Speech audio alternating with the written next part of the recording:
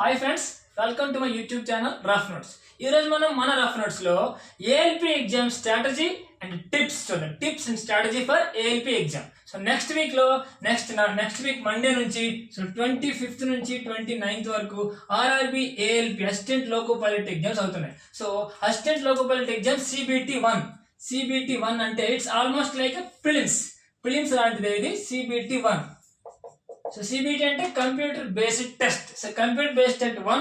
So ఇది almost like prelims mains ఒక ఎగ్జామ్కి. ఎందుకంటే ఫ్రెండ్స్, మిమ్మల్ని క్వాలిఫై చేసి నెక్స్ట్ స్టేజ్కి తీసుకెళ్ళడానికే ఉంటాయి. సో ఇలా ఈ పాజిటివ్ సెట్ తోనే మనం ఎగ్జామ్కి వెళ్ళాలి. సో ఇలా పాజిటివ్ మైండ్ సెట్ తోనే ఎగ్జామ్కి వెళ్తే మనకి ఈజీగా క్లియర్ అవుతుంది. సో నెగిటివిటీని కొంచెం పక్కన పెట్టండి. అంటే నేను ఇంతవరకు ఒక 10 ఎగ్జామ్స్ రాసా, 20 ఎగ్జామ్స్ రాసా, ఏది క్వాలిఫై కాలేదు, అదంతా పాస్ట్, దాన్ని పక్కన పెట్టండి. లేదా నేను లాస్ట్ ఎగ్జామ్ చాలా బాగా రాశాను, సో నాకు ఎగ్జామ్ ఆఫ్టర్ ఆల్. సో ఇలాంటివన్నీ పక్కన పెట్టేసి మైండ్ నుంచి తీసేసి ఫ్రెష్ మైండ్ గా మనం ఎగ్జామ్కి వెళ్తే మనకి మనం ఎగ్జామ్ ఈజీగా క్రాక్ చేయగలం. అయితే CBT ఎగ్జామ్ ఎలా ఉంటుంది అంటే, ఫస్ట్ మ్యాథ్స్ ఉంటుంది. మ్యాథ్స్ తర్వాత జనరల్ సైన్స్ అండ్ రీజనింగ్ ఉంటుంది. So general intelligence and reasoning ఉంటుంది. నెక్స్ట్ జనరల్ సైన్స్ ఉంటుంది. Next general awareness and current affairs ఉంటుంది. So maths, general science and general intelligence and reasoning, general science and general awareness and current affairs, ఈ 4 సబ్జెక్టులు ఉంటాయి. So ఎన్ని marks ఉంటాయంటే 20 marks maths ఉంటుంది. So general intelligence and reasoning 25 ఉంటుంది. General science 20 ఉంటుంది. And general awareness and current affairs కలిపి 10 marks ఉంటాయి. So total 75 marks, 75 questions, 75 marks. So total వీటన్నిటికీ కలిపి 60 మినిట్స్. అంటే 75 క్వశ్చన్స్ కి 60 మినిట్స్ టైం ఉంటుంది. సో 75 క్వశ్చన్స్ కి 60 మినిట్స్ అంటే 1 అవర్ టైం ఉంటుంది. సో ఈ 1 అవర్ లో నీ పెర్ఫార్మెన్స్ బేస్డే ఉంటుంది ఎగ్జామ్. సో నేనేదో ముందు ఎగ్జామ్స్ రాస్తా, సో ఇలాంటివన్నీ వద్దు. సో ఫ్రెష్ మైండ్ తో ఎగ్జామ్కి వెళ్ళండి, మీరు ఈజీగా ఎగ్జామ్ ని క్లియర్ చేస్తారు. సో అయితే దీనికి మొత్తం కలిపి 60 మినిట్స్, 1 అవర్. అయితే దేనికి ఎంత టైం కేటాయించాలి, ఏ చాప్టర్ ఎంత టైంలో ఫినిష్ చేస్తే సో మనం ఈజీగా ఎగ్జామ్ ని క్లియర్ చేయొచ్చు. సో ఫ్రెండ్స్, ఒకసారి చూడండి, నేను స్ట్రాటజీ చెప్తాను. సో మీరు ఫాలో అవ్వండి, ఖచ్చితంగా మీరు ఎగ్జామ్ క్లియర్ చేస్తారు. అయితే ఫ్రెండ్స్, ఇది general awareness and current affairs. ఇది ఫస్ట్ చేసుకోండి, ఎందుకంటే 10 క్వశ్చన్సే.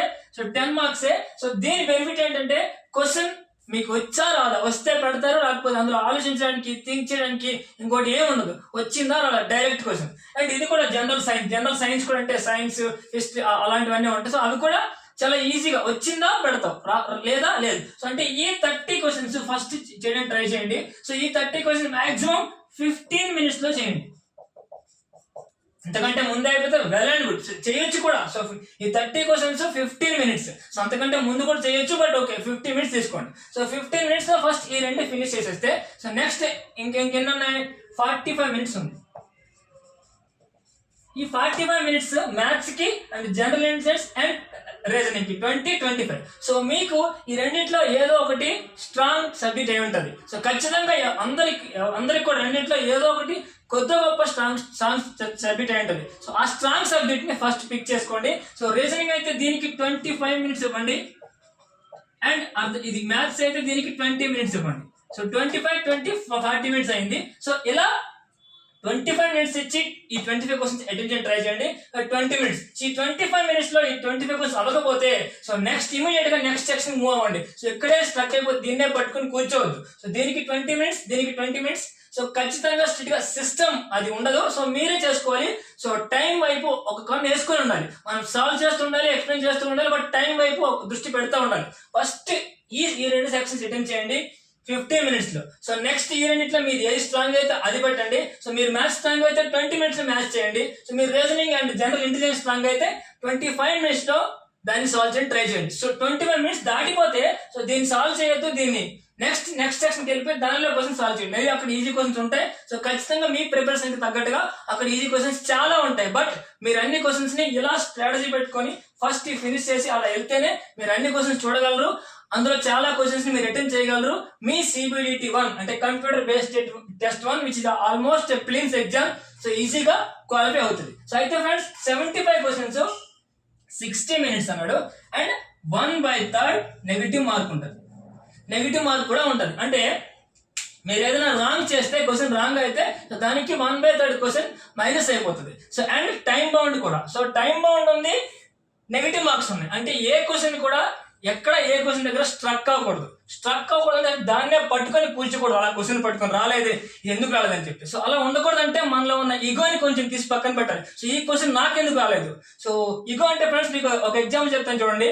ఇప్పుడు క్రికెట్ లో Sachin Tendulkar the best batsmen ever. So Sachin Tendulkar గారు క్రికెట్ లో చాలా పెద్ద బ్యాట్స్మెన్. సో ఆయన ఫేస్ చేయని బౌలర్ లేరు, బాల్ లేదు. బట్ అలాంటి ఆయన కూడా బ్యాటింగ్ చేస్తున్నప్పుడు ఒక బౌన్సర్ వచ్చినా, ఒక అవుట్ స్వింగర్ వచ్చినా, సో దాన్ని ఇలా లీవ్ చేస్తారంట. సో ఇలా లీవ్ చేస్తారు ఎందుకంటే so it's a good ball. So దాన్ని ఆడితే అవుట్ అయిపోయే ప్రమాదం ఎక్కువ ఉంది. సో అందుకని దాన్ని లీవ్ చేసేసి, సో దాన్ని లీవ్ చేసినంత మాత్రం సచిన్ టెండూల్కర్ ఏం తక్కువ అయిపోలేదు. సో అలాగే మీరు కూడా సో క్వశ్చన్ ఇబ్బంది అయితే, క్వశ్చన్ ప్రాబ్లం అయితే దాన్ని వదిలేసి నెక్స్ట్ క్వశ్చన్కి వెళ్ళండి. So don't kill your time on that difficult question. So ఇంకా ఈజీ క్వశ్చన్స్ చాలా ఉంటాయి. సో దాన్ని సెర్చ్ చేసి వెళ్ళండి. ఇలా టైం బౌండ్ చేసుకుని వెళ్ళండి. మీరు ఈజీగా ఏఎల్పి CBDT 1 ఈజీగా క్వాలిఫై అయిపోతారు. క్వాలిఫై అయిపోయి CBDT 2 కి నాతో కలిసి ప్రిపరేషన్ చేయండి. సో నెక్స్ట్ మీరు ఎగ్జామ్ రాసిన తర్వాత సో మీరు ఎగ్జామ్ ఎలా రాశారు ఏంటి అని కింద కామెంట్స్ లో పెట్టండి. అండ్ నేను కూడా 25, 26, 27 ఆ 4 days కూడా నేను కూడా సో ఆ డేలో ఎన్ని షిఫ్ట్స్ లో ఎగ్జామ్ ఎలా అయింది ఏమైంది అని చెప్పి నేను కూడా ఎవ్రీడే వీడియో అప్లోడ్ చేస్తాను ఫ్రెండ్స్. సో ప్లీజ్ వాచ్ చేయండి, లైక్ చేయండి, సబ్స్క్రైబ్ చేయండి. సో మీ ఫ్రెండ్స్ అందరితో షేర్ చేసుకోండి. మా YouTube channel Rough notes. So ఇది మనందరి rough notes. Please like, share and subscribe to my YouTube channel. Thank you friends.